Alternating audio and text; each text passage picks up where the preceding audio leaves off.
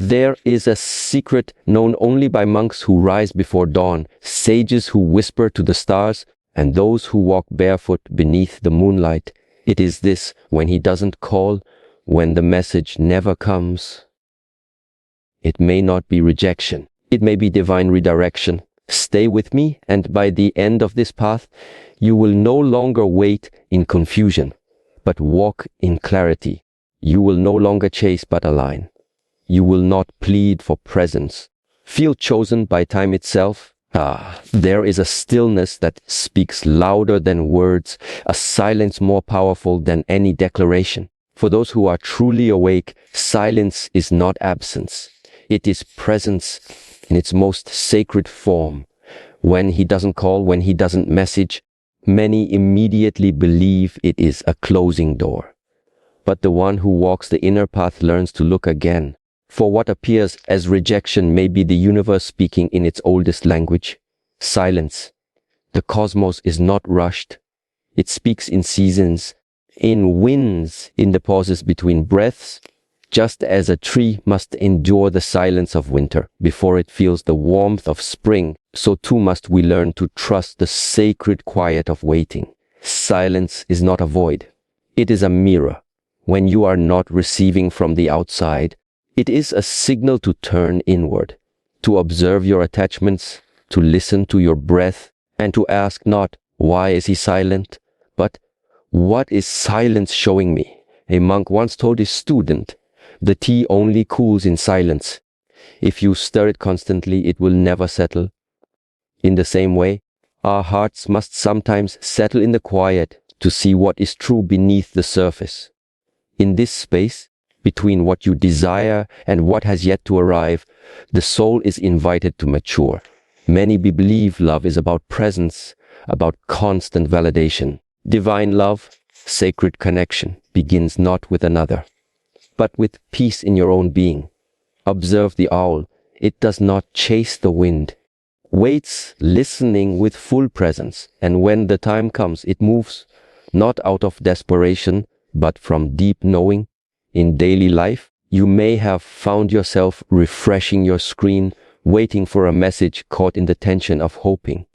But with time, you learn, not all waiting is weakness. Some waiting is wisdom. The universe may be quiet, not because it has forgotten you, because it is teaching you to remember yourself. Let this moment of silence refine you, not reduce you. Let it return you to your breath, your purpose, your stillness. There is no absence here, only redirection. The mystic philosopher Lao Yen once wrote, "The bamboo does not beg the wind to stay. It bends and then rises again." In this way, your spirit too must bend with the winds of uncertainty, not break. You are not being punished when someone pulls away. You are being returned to the source of your own power. The silence you fear is sacred. It is where the soul listens best. Let the quiet become your teacher. Let the stillness become your song. And now, slowly, we walk toward the hidden doors of time, the sacred windows that do not open for the hurried heart, for the one who has learned to wait in wisdom. There are moments in the month, unseen to most, when the energy of the world shifts. These are not calendar events or man-made holidays. They are breathings of the universe, sacred pulses that open briefly, like petals of a flower catching the sun at dawn. Between the 9th and 12th of each month, something subtle begins to unfold. The old monks called it the whispering window, a time when unseen forces begin rearranging the threads of destiny. These are not moments for chasing or clinging, but for noticing, sensing, aligning. You may feel a strange restlessness, a longing, clarity that arrives uninvited. These are not coincidences, they are signs. In this portal of time, the universe speaks softly. Not in grand events, but in the slight pull of your intuition, the rising emotion that seems to have no cause, the dream you keep waking up remembering. The wise do not speak loudly during this phase. They listen. There is a parable from the East of a young apprentice who came to the temple garden in the days of the whispering window. He asked the master, "When will I meet my destiny?" The master pointed to a tree. "Sit there until the wind changes." Days passed. The boy saw nothing. But one morning the wind shifted and a single golden leaf fell into his lap. At that moment a traveler walked into the garden, and their fates became entwined forever. The master later said, "Had you chased the wind, you would have missed the leaf." This is how sacred timing works. It does not obey the clock. It arrives for the soul that is quiet enough to receive. In real life, we often sabotage these windows by demanding certainty, sending messages from anxiety rather than alignment, pushing when we are meant to prepare. But energy knows. The heart cannot be forced open. The spirit will only bloom in the right light. Observe the tides. The moon does not ask them to rise. They rise in harmony when the time is right. So too must we move with the currents of universal flow, not against them. A woman once shared her story. She was waiting on a message from a man she believed was her future. For days, nothing came. Then, in the exact window, between the 9th and 12th, she received not his call, but a call from within to leave the city, to travel, to write. She followed the call, and in a distant place, she met the soul who had been walking toward her all along. Had she waited for the wrong call, she would have missed the right path. We must learn this. When a door does not open, it may be because you are meant to find a hidden gate, one only seen by the soul in alignment. The ancient master Hoshin once whispered, "When the birds change their flight, the wise prepare their hearts." You too must prepare, not by planning, but by presence. Do not look at your phone. Look at your life. What is blooming? What is calling you inward? What is ready to be released? When these sacred dates arrive, your spirit is being tuned. Do not mistake the silence of others for the stillness of failure. It is the stillness before flight. Between the 9th and 12th, ask not, "Where is he?" Ask, "Where am I being sent?" Because the message that truly matters may not come from a man. It may come from within. And so we journey on, no longer in confusion, but with reverence. The soul has no use for rush, only readiness, only awareness, only alignment. To the unawakened eye, unanswered messages and growing distances feel like endings. But to the one who sees through the lens of spirit, they are signs. Not signs of neglect, but sacred initiations. When you feel forgotten, overlooked, delayed, or abandoned, remember, you are not being punished. You are being prepared. Preparation is rarely gentle. It breaks what is false so that what is true may rise. Silences what distracts so that the soul may begin to listen. There is an old Shaolin saying, the mountain does not move for the climber. The climber becomes strong through the climb door. This world too will not shift for your comfort. It will remain silent. It will remain still. And in that stillness, you are given a choice to collapse or to rise. A parable is told of a young woman who trained under a silent master. She brought him water, swept the leaves, waited for instruction. But weeks passed, and he said nothing. One day, in frustration, she cried, "Why will you not teach me?" He looked into her eyes and replied, "Every task I gave was the teaching. Every moment you waited, you were being prepared." She had mistaken silence for rejection, but in truth, she was already on the path. Life does the same. When a connection seems to fade, when a man you cared for withdraws, delays, or disappears, it may feel like you are being discarded. But the soul is being deepened, not denied. This is the time between the notes in music, the pause in the breath, the stillness in meditation. It is here, when all outer movement fades, that you begin to sense the deeper current, the quiet shaping of your heart. No artist paints without preparing the canvas. No warrior enters battle without stillness before the storm. No soul meets divine love until it has first met divine silence. In real life, a woman once shared how she had been ghosted by someone she loved. No closure, no explanation. For months, she spiraled. But slowly, without realizing, she began meditating, journaling, and focusing on her craft. In the vacuum he left behind, she met herself again. When he returned, months later, she no longer waited for his voice, because she had discovered her own. You are not always being protected from others. Sometimes you are being protected from parts of yourself that would have settled too soon. The Taoist monk Chi Wen once said, "A vessel is hollow not to be empty, but to hold the sacred. You too are being hollowed, emptied of illusion, stripped of craving, so that when what is true arrives, you are ready. This is not the time to beg for love. It is the time to become love." The prepared soul no longer waits for messages. It becomes a message of patience, of inner strength, of divine timing. And now we step into the next valley of truth, a truth known only to the few. The path of the chosen is not filled with praise, but with tests. To be chosen is not to be spared. It is to be shaped. The ancient path is lined with fire. Every soul that is destined to carry greater love, deeper wisdom, sacred connection will first be placed in situations that stretch, press, and purify the heart. Do not be fooled by silence or delay. These are the marks of the chosen. A story is told of two clay pots left beside a river. One was picked up often, used and admired. The other was never touched. It began to doubt its worth. But in time, the village elder came and picked the untouched pot, saying, "This one is uncracked, strong, and pure." It was waiting for something greater. The pot that was unused was not forgotten. It was being reserved. So too with your heart.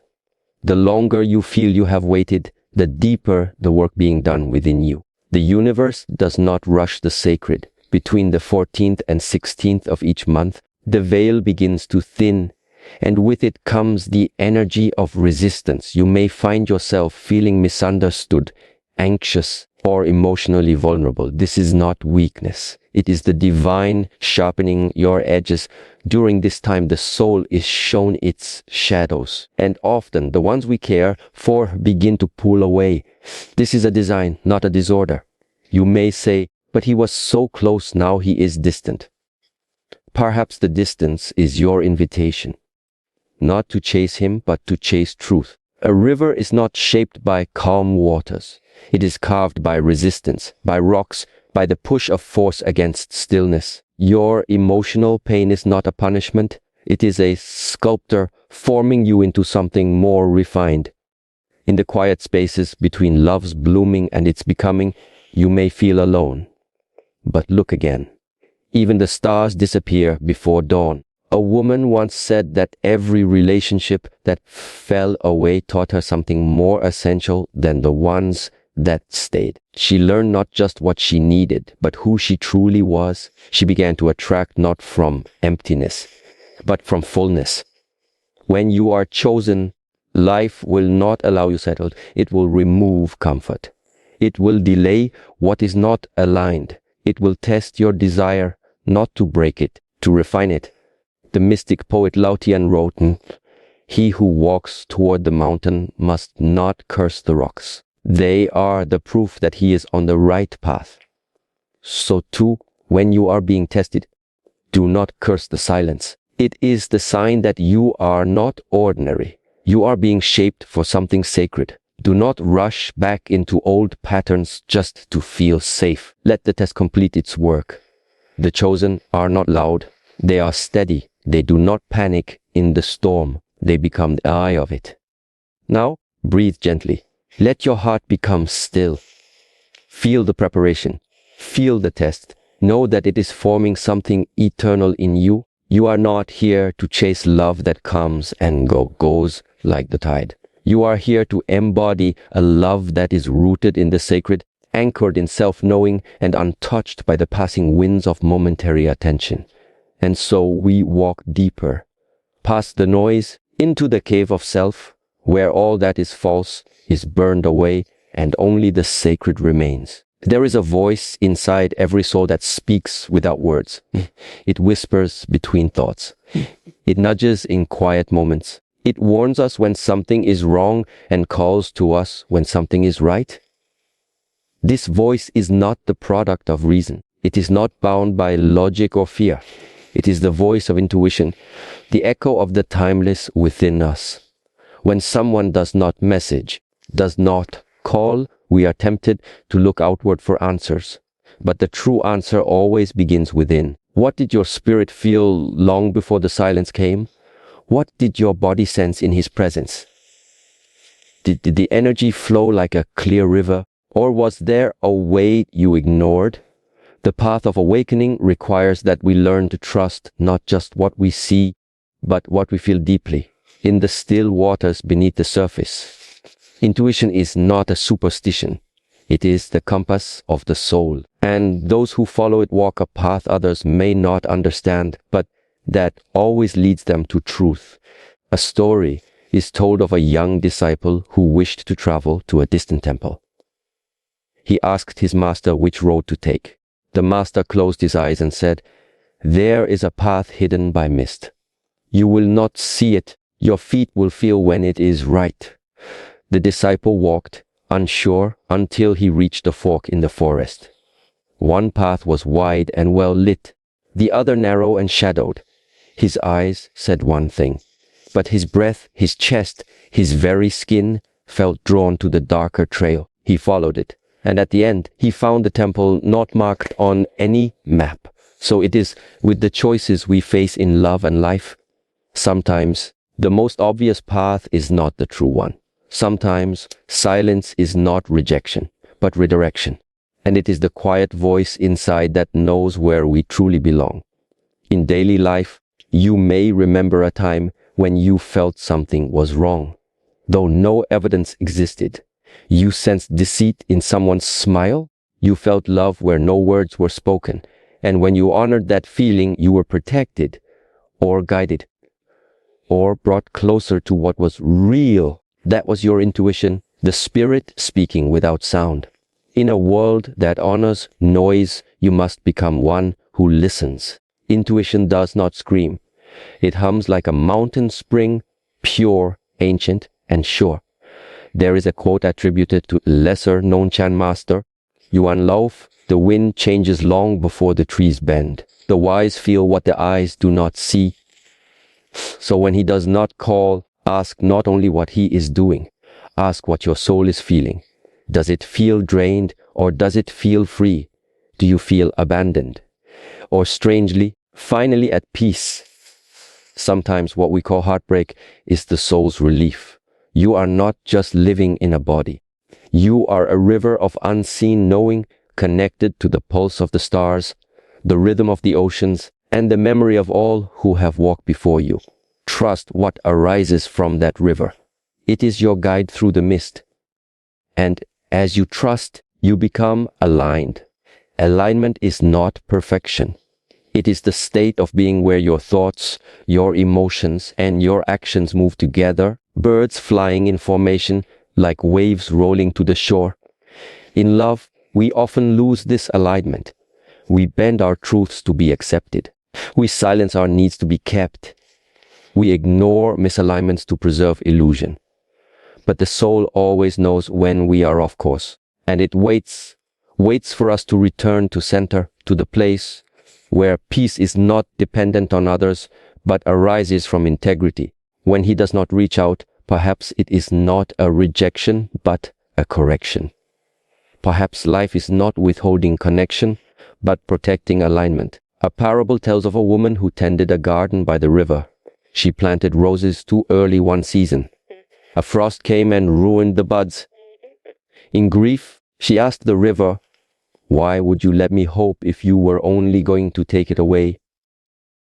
The river replied, "You planted before the warmth was ready. I froze what was false so the roots could deepen." This is the way the universe works. It aligns not for our comfort, but for our clarity, Between the 21st and 24th of each month, ancient traditions observed what was called the Gate of Return. This is when the energy that was scattered begins to flow back to its rightful place. During this time, you may feel a shift, not always in your circumstances, but in yourself. A letting go. A decision made without drama, peace that arises like mist from morning fields. In this window, life calls you back to yourself. Realignment does not always look like getting what you want. Sometimes it looks like shedding what you clung to. Sometimes it looks like silence, but feels like coming home. A woman once told the story of how she loved a man who constantly pulled away. Every time he disappeared, she would wait, ache, and hope. But 1 month, during those days of realignment, she awoke and something had changed. She no longer checked her phone. She no longer wanted him to return. She wanted herself back. She had not lost him. She had regained herself. In that quiet, she realized love is not something we wait to receive. It is something we become. And when you become love, alignment happens naturally. You no longer chase. You no longer force. You magnetize what is meant. You repel what is not. The monk Shi Heng Yi wrote as, "Do not light candles for the one who has gone. Light them for the one who is returning, your own soul." See, alignment means walking not toward the familiar, but toward the true. Not toward what pleases the ego, but toward what nourishes the heart. So now, as this journey nears its still point, reflect on what you are truly waiting for. Is it a call, or is it clarity? Is it a message, or is it meaning? You do not need to chase answers. You need only to listen to the silence, to your spirit, to the rhythm of your own breath. And there, in that stillness, you will remember the one you were waiting for was always you. Walk gently now. The wind has changed. And so, if he doesn't message you, believe it or not, it means you were not meant to pause your soul for someone unready to meet it. It means time is rearranging the stars for you, not him. Let go. Breathe. Trust. You are not forgotten. You are being aligned. The scroll closes now, not in silence. In sacred stillness, let your heart become the temple in which truth reveals itself. Walk on. The wind is rising.